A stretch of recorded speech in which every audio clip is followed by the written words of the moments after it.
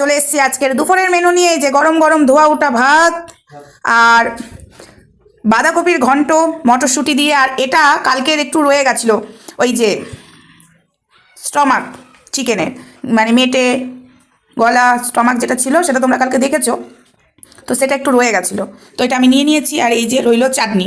তো যাই হোক, চলো এবার খাওয়া শুরু করা যাক। এই স্নান করে উঠলাম, সবার খাওয়া হয়ে গেছে, আমি এই লেটে খেতে বসছি।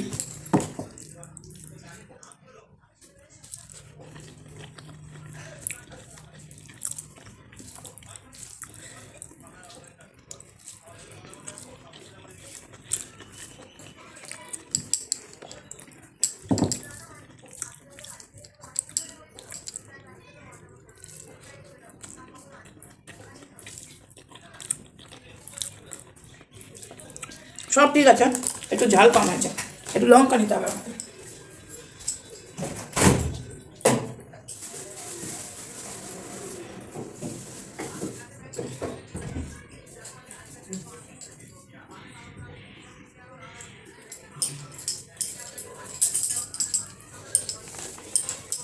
বাঁধাকপির ঘন্টতে একটু ঝাল কম হয়েছে, তাই একটু লঙ্কাটা নিয়ে নিলাম।